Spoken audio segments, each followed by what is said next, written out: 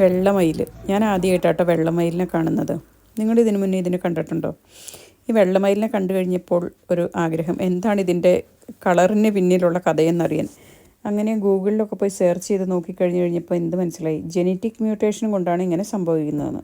അതായത് ഒരു ജീവിയുടെ DNA ജനിതക ക്രമത്തിൽ സംഭവിക്കുന്ന മാറ്റങ്ങൾ കൊണ്ടാണ് ഇങ്ങനെ സംഭവിക്കുന്നത്. പക്ഷേ നമുക്കിടെ ഈ മയിലിൻ്റെ കാര്യത്തിൽ ഇതിന് പറയുന്ന പേരാണ് ലൂസിസം.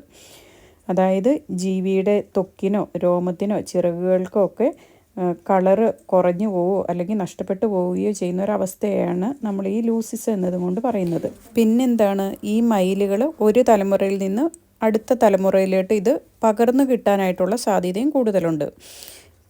അല്ലാതെ നോക്കിക്കഴിഞ്ഞു കഴിഞ്ഞാൽ നമുക്കിടെ സാധാരണ മയിലുകളുടെ അതേ ജീവിത രീതിയും അതേ ഭക്ഷണവും എല്ലാം തന്നെയാണ് നമുക്കിടെ ഈ വെള്ള മയിലും ഫോളോ ചെയ്യുന്നത്.